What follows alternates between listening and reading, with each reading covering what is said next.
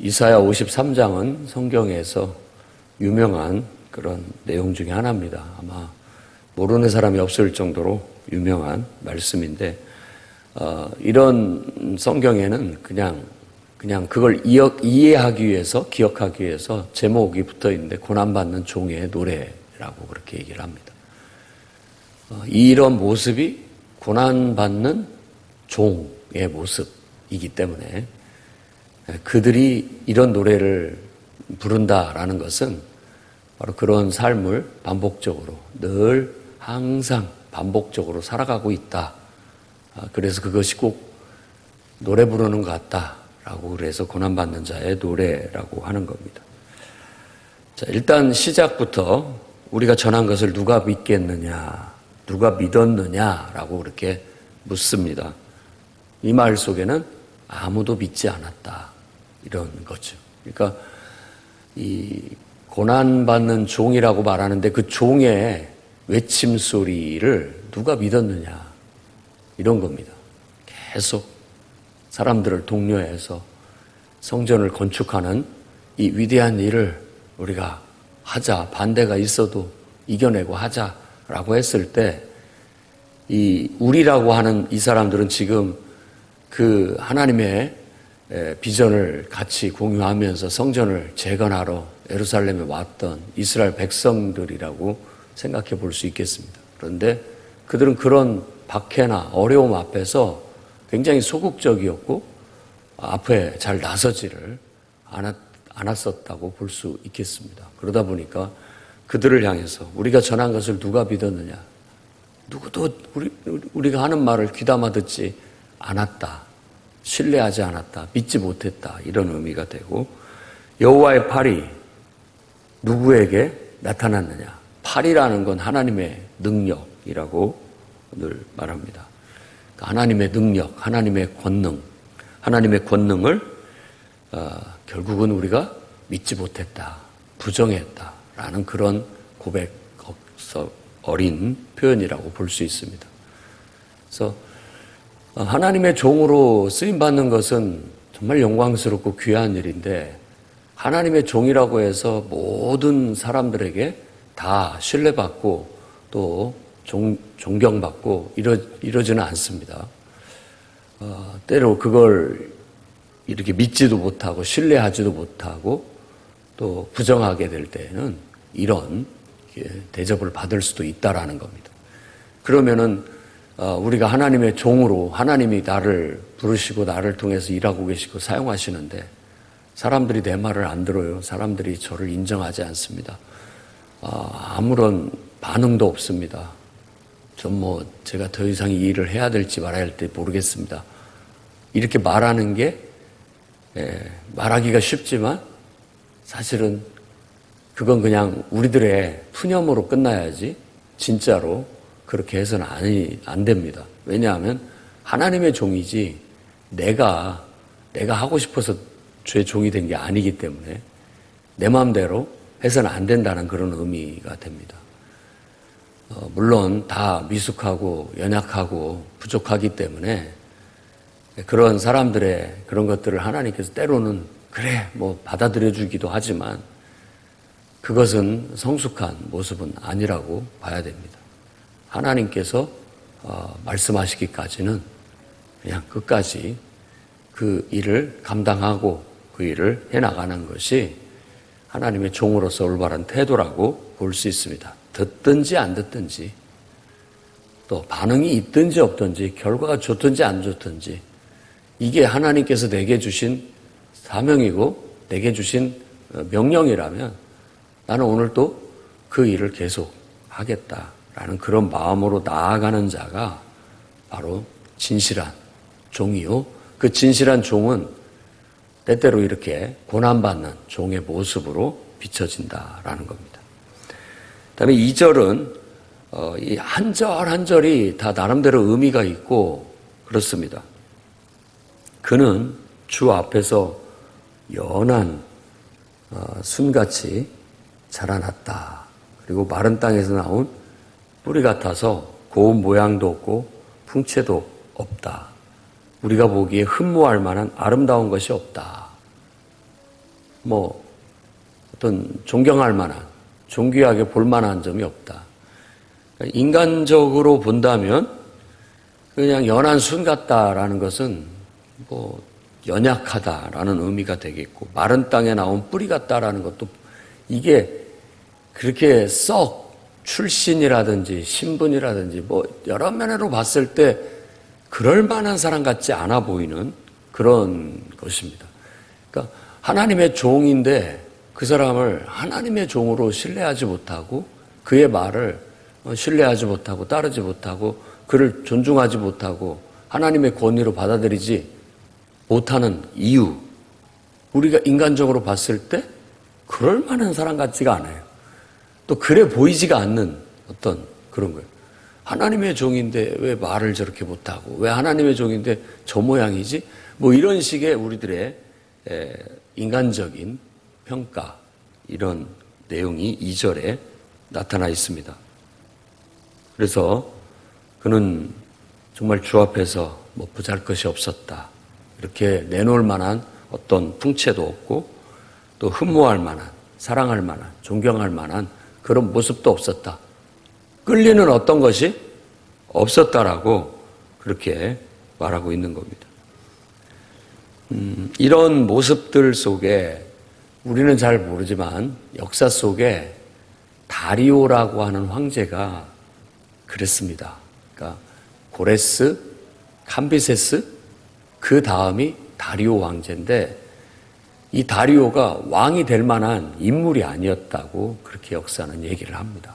그러니까 전혀 왕이 될 아들이 아니었는데 나중에 왕이 된 거예요. 근데 그 왕이 결국은 다시 성전 재건을 할 수 있도록 이끄는 아주 그 허락을 해주고 또 다시 지원해주는 그런 왕이 된 거예요.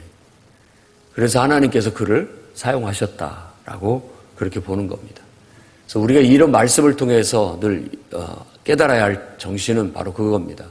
내가 할 만한 사람이어서, 내가 지혜롭고 총명하고 말을 잘하고 똑똑해서 하나님이 쓰시는 게 아닙니다. 하나님은 우리가 그렇게 말한다 할지라도 저는 입이 뻣뻣하고 말을 할 줄 모릅니다 라고 모세가 얘기한 것처럼 우리가 봤을 때 내가 할 만한 인물 같지 않은데, 못할 것 같은데 하나님께서 나를 택하셨고 나에게 그 일을 맡기셨다라는 거예요. 그래서 내가 너와 함께한다. 내가 명한 거 아니냐. 나를 믿고 강하고 담대하게 나아가라. 그게 하나님의 종의 바른 자세라고 볼 수 있겠습니다. 여러분들도 주의 일을 할 때, 주님을 섬길 때 그런 마음으로 섬기십시오. 내가 뭐 돈이 많고 또 내가 뭐 세상적으로 잘났고 똑똑하고 인기가 많고 이래서가 아니라 하나님께서 나를 택해 주셨고 나에게 맡겨 주셨기 때문에 하나님 믿고 용기를 내서 당당하게 그 일을 하는 것이지, 어떤 사람들의 평가에 귀 기울여서 그것 때문에 일이 일비하고 위축되고 이럴 것이 아니고, 또 어떤 뭐 사람들의 평가나 반응에 너무나 집착할 필요도 없고, 하나님 보고 하나님이 내게 맡겨주셨고 하나님이 나와 함께하고 계시고 하나님이 나를 통해서 일하시고자 하신다라는 그 믿음으로 나아가면 되겠습니다. 그래서 이 2절 말씀에는 정말 하나님께서 말하는 어떤 하나님의 고난받는 종의 모습인데, 그 모습이 다리오 황제의 모습이 얼핏 이렇게 싹 스쳐 보이는 겁니다.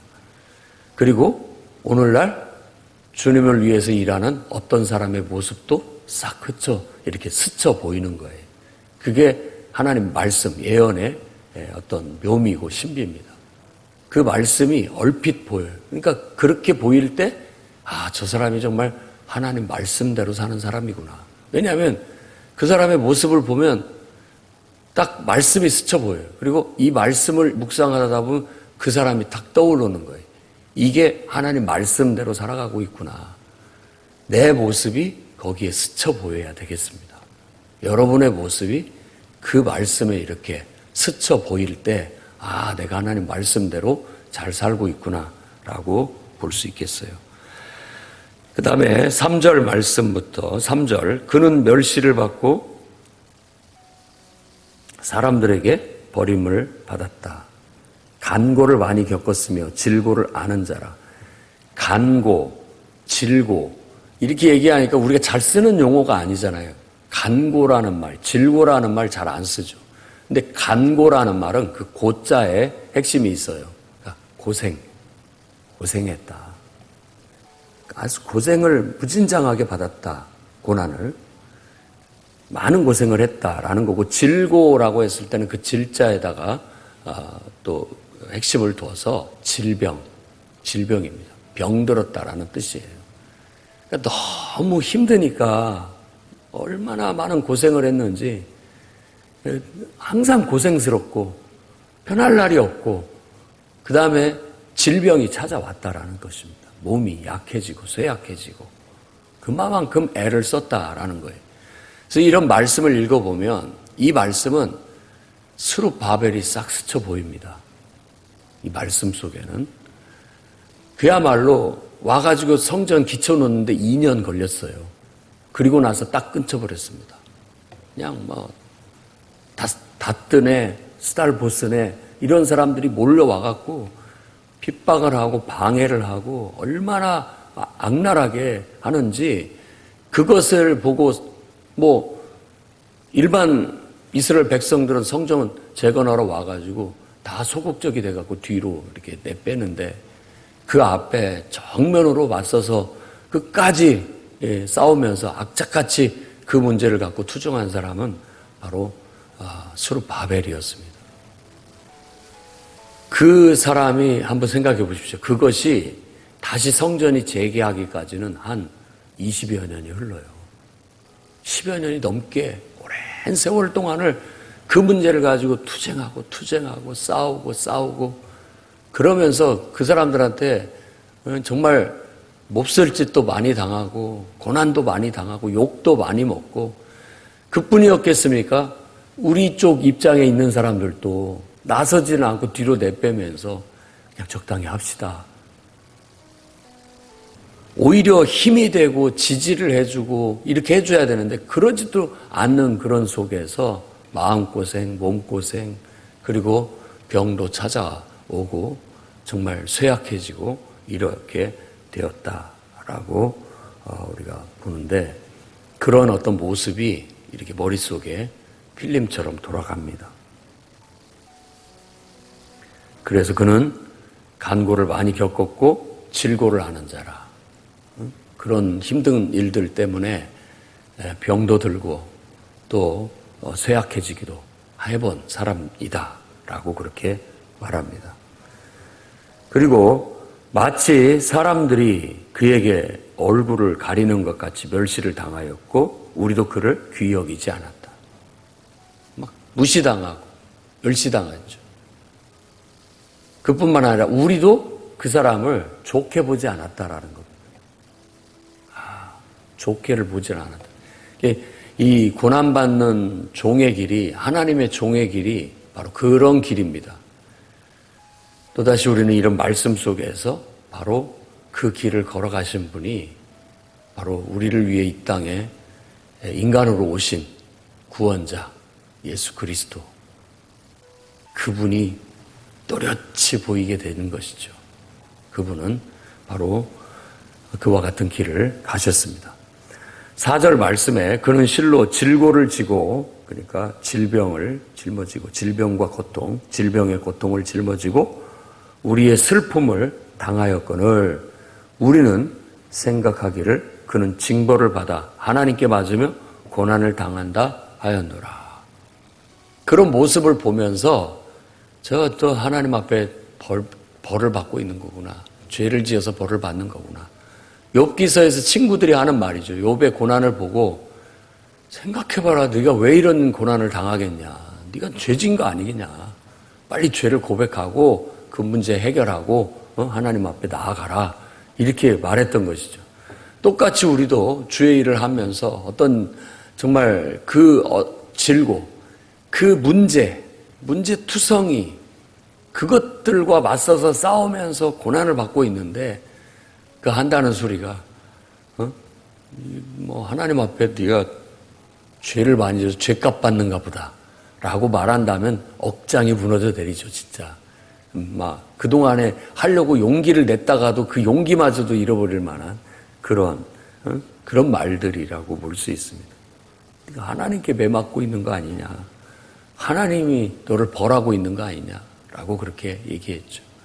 예수 그리스도를 손가락질하면서 죄인이라고 그렇게 말하면서 죄값을 제대로 받고 있다고, 제대로 받아야 된다고 오히려 조롱했던 사람들의 말들이 이런 데서 필름처럼 돌아가면서 들리는 듯 합니다.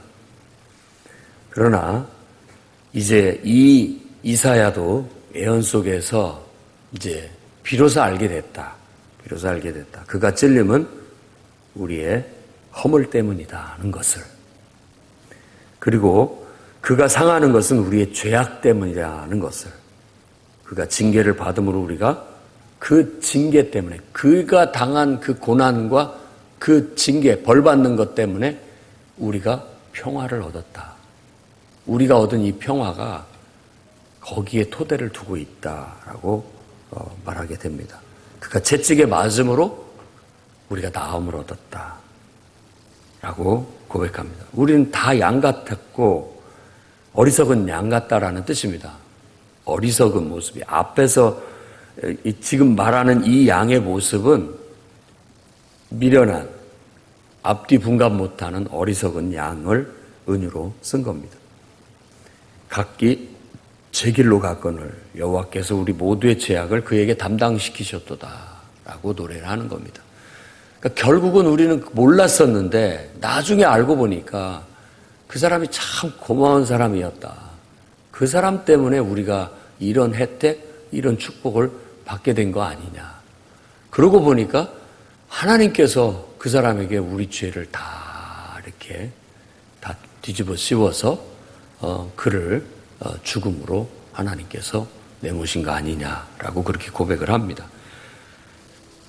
그래서 그 죽음이 우리와 무관하지 않고 결국은 우리의 죄나 허물 때문에 또 우리의 평화를 위해, 우리의 구원을 위해 죽은 죽음이었다라고 그렇게 말합니다. 스룹바벨이라는 사람이 역사적으로 보면 바로 그 성전 재건을 위해서 투쟁을 하다가 죽은 바 되었습니다. 죽임을 당한 것으로 그렇게 봅니다. 구체적으로 성경에 언급되지는 않았지만 이런 내용들과 역사상 정황으로 봤을 때 그 뒤에 그가 성전 재건을 하고 그랬을 때 그 이름이 언급되지 않는다라는 것은 그 속에서 병이 들었든 대적들에 의해서 죽임을 당했든 그냥 어쩌다가 사고로 죽었든 그냥 죽임을 당한 거예요. 근데 그때 다리오가 왕이 돼서 2년 차에 예루살렘을 방문합니다. 그의 죽음을 봤어요. 최근 일이죠. 그가 방문하기 직전에. 그리고 거기에 있는 심각한 갈등의 문제를 보고 그 문제를 거기에서 딱 해결을 줍니다. 그리고 다시 모든 사람들에게 이 한 사람의 죽음을 통해서 그 대적했던 사람들도 이제 그만해라 라고 명하게 됐고요. 이 죽음이 없었다면 계속 아마 자기들은 어떤 불만을 토로하고 요구를 했었을 겁니다. 그런데 너희 때문에 이 사람 죽지 않았느냐. 그 책임을 물어서 너희들 앞으로 더 이상 방해하지 마라. 협조해라 라고 명하게 됐고 이 사람의 죽음을 보고 다시 명예를 회복시켜 줍니다. 명예를. 이 사람은 훌륭한 사람이다 라고 해서 그를 다시 명예를 회복시켜줘서 높여주고 잘 장례를 치러주게 하고 그 다음에 이스라엘 백성에게도 다시 성전을 재건할 수 있도록 모든 면에서 지원을 해주겠다 약속을 하고 돌아가게 되는 겁니다. 그런 배경이 이 속에 있어요. 그러니까 그냥 영화 보듯이 그 내용의 드라마가 이 말씀을 읽을 때 돌아갈 수 있어야 되겠습니다. 7절에 그가 곤욕을 당하여 괴로울 때에도 그의 입을 열지 않았고 마치 도수장으로 끌려가는 어린 양과 같이 털 깎는 앞에서 잠잠한 양과 같이 그 입을 열지 않았다라고 말합니다. 그는 곤욕과 신문을 당하고 끌려갔으나 그 세대 중에 누가 생각하기를 그가 살아있는 자들의 땅에서 끊어지면 마땅히 형벌을 받을 내 백성의 허물 때문이다 라고 하였겠느냐 하였으리요. 그는 강포를 행하지 아니하였고 그 입에 거짓이 없었으나 그의 무덤이 악인들과 함께 있었으며 그가 죽은 후에 부자와 함께 있었도다. 그가 고난받고 죽게 되는 이야기, 아마 그 대적들에 의해서 핍박, 고난, 또 막 감옥에도 갇히게 되고 신문받기도 하고, 그 당시 그 팔레스타인 땅, 가나안 땅에 총독들을 앞세워서 그렇게 했다고 봅니다.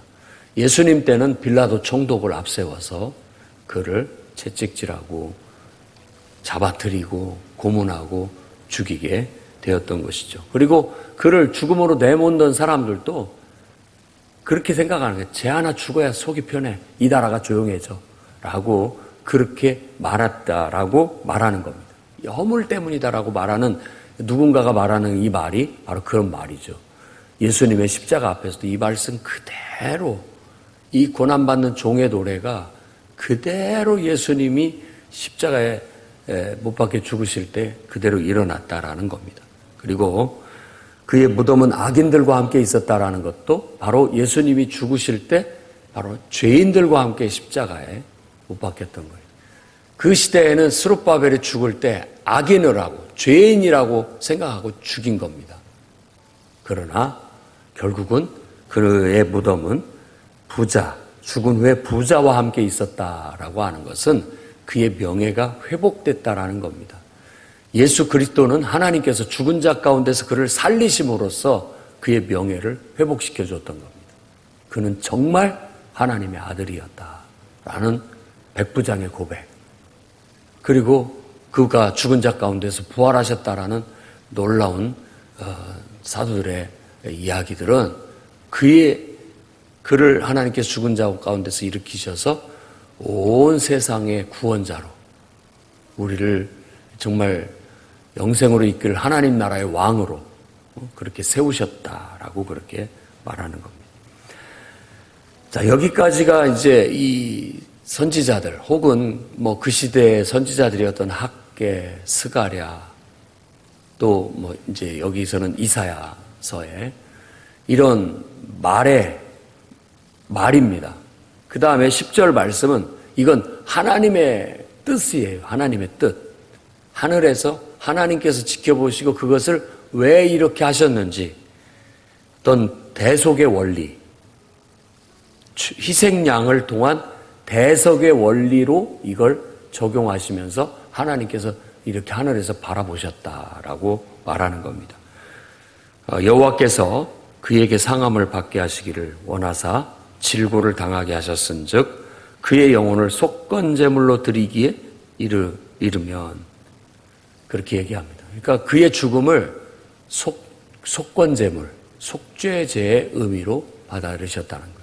그래서 신약성경은 예수님을 세상 죄를 지고 가는 하나님의 어린 양, 속죄제물로, 그리고 그가 왜 유월절 어린 양을 잡는 날 죽으셨는지 그것도 설명을 해줍니다. 유월절에 죽게 되신 것도 바로 그 죽음을 넘어가게 하기 위해서는 양을 잡아 죽여야 됐고 그 피를 설주와 임방에 문틀에 발라야만 했기에 그 죽임당한 어린 양 피를 발랐을 뿐만 아니라 그 양을 구워서 먹었다라는 거, 먹고 마셨다라는 거, 이런 모든 것들이 바로 우리를 위한 속건제로 드려진 희생양이었다는 거. 하나님은 그걸 그렇게 받아들이셨다라는 겁니다. 희생양을 통한 대속의 원리를 적용해서 우리에게 말씀하고 계시는 겁니다. 그래서 결국 그의 손으로 여호와께서 기뻐하사 뜻을 성취하리로다. 하나님 그 희생양을 통해서 대속 그리고 구원의 깊은 뜻을 이루시는 거예요. 자, 이런 일들을 위해서 네가 좀 희생을 해줘야 되겠다라고 했을 때 아멘. 내 한 목숨 주님을 위해 하나님의 숭고한 뜻을 위해 바치겠습니다 라고 나설 수 있는 종이 바로 고난받는 종입니다. 쉽게 할 수 없는 일이죠. 그러나 누군가에겐 그런 그 잔이 하나님이 우리에게 주시는 것 같아요. 그래서 제자들도 뭐 내가 너희를 위해서 죽어야 된다. 나는 죽을 운명을 갖고 이 땅에 온 하나님의 종이다라고 말했을 때 베드로는 그럴 수 없습니다. 내 눈에 흙 들어가기 전에 안 됩니다라고 막았고 또 야고보와 요한 그 어머니는 와가지고 내 아들 좌편에 우편에 앉혀달라고 하면서 얘기했을 때 주님이 그러면 너희가 이 잔을 대신 마신다는 말이냐라고 했을 때 뭐 그렇게라도 하겠습니다라고 했는데 뭔 말인지 모르고 그렇게 얘기한 거예요. 욕심에. 하지만 이건 너희들이 마실 잔이 아니다. 이건 나만이 마실 수 있는 잔이다 라고 그렇게 얘기한 겁니다. 어떻게 보면 하나님이 주신 사명이 각각 다르고 누군가에게 주어진 사명이에요. 그게 대속적 희생이. 수많은 부모들이 바로 이 대속적 희생, 어린 양처럼 살아갑니다. 보면 하나님께서 그 부모의 사랑 속에 대속적 사랑, 그 희생의 사랑을 학습하기 위해서 보여주는 것 같아요. 평생 부모는 주고 살지, 희생하고 살지, 대우받고 사는 법은 거의 없는 것 같습니다. 그런 것들을 통해서도 이게 바로 내 부모라는 역할, 운명이구나. 그게 그 역할이라는 거. 늘 베풀고 주고 한없이 주기만 하는 그 사랑이라는 거. 그 대속을 통해서 부모의 희생, 그 수고, 고생, 뭐 때로는 죽음, 이런 모든 것들 토대 위에 자녀들의 삶의 평안, 안식, 번창, 잘됨이 있는 거예요. 그것을 알아야 되겠죠. 나중에는 알게 될 겁니다. 우리 때문에 저분들이 고생했고 우리 때문에 저분들이 병들었고 결국 우리를 잘 살게 하기 위해서 저렇게 하셨구나 라는 걸 알게 되는 거죠. 이게 그 속에 그리스도가 있고 그 속에 하나님의 사랑이 있고 그 속에 예수님의 은혜가 있고 그 속에 성령의 역사가 있다라는 걸 언젠가는 알게 될 거라는 겁니다. 하나님께서도 그렇게 보고 계시는 거예요. 여러분을 희생양 삼아 누군가에게 복이 되게 하시고 누군가에게 복의 통로가 되게 하시려고 하나님이 우리를 쓰신다는 것입니다. 11절에는 자기 영혼에 수고한 것을 보고 만족하게 여길 것이라. 나의 의로운 종이 자기 지식으로 많은 사람을 의롭게 하며 그의 죄악을 친히 담당하리라. 결국은 의로운 하나님의 종이 그 의로 말미암아 세상의 모든 죄악을 담당하고 모든 사람을 의롭게 만드는 그런 역할을 수행하게 될 것이다. 그게 하나님의 계획이고 하나님의 뜻입니다. 그래서 바울도 로마서에서 이제는 한 의가 우리에게 나타났는데 이제 이 의는 바로 예수 그리스도를 통한 구원이다 라고 말하고 있는 거예요. 모든 사람이 다 그분을 통해서 의롭게 되는 그런 하나님이 우리에게 주신 방법이다 라고 말하고 있는 거예요. 그래서 누구든지 예수 그리스도를 통해서 예수님을 믿는 믿음을 통해서 하나님 앞에 의롭다 인정을 받게 됐다라는 것으로 해석하고 있습니다. 12절에 그러므로 내가 그에게 존귀한 자와 함께 몫을 받게 하며 강한 자와 함께 탈취한 것을 나누게 하리니. 이런 말은, 이런 표현은 전쟁의 승리의 표현입니다. 그래서 원수를 이기고 승리하신 예수 그리스도, 그분에게 승리의 영광을 주겠다라는 그런 것입니다. 그가 자기 영혼을 버려 사망에 이르게 하며 범죄자 중 하나로 헤아림을 받았으니 마땅히 그런 대우를 받아야 된다라고 말하고 있는 겁니다. 그가 많은 사람의 죄를 담당하며 범죄자를 위하여 기도하였느니라 라고 말한 것처럼 예수님께서 정말 저들의 죄를 저들에게 돌리지 마옵소서 라고 십자가상에서 기도했던 그런 모습들도 이런 말씀을 다 그대로 삶으로 살아내신 것이라고 할 수 있겠습니다. 이제는 이런 말씀을 읽으면서 우리가 그리스도를 본받는 삶을 살아야 되겠습니다. 우리도 각자에게 주어진 다 다르겠지만 나름대로 하나님의 일꾼으로서 하나님의 종으로서 사명을 짊어지고 있습니다.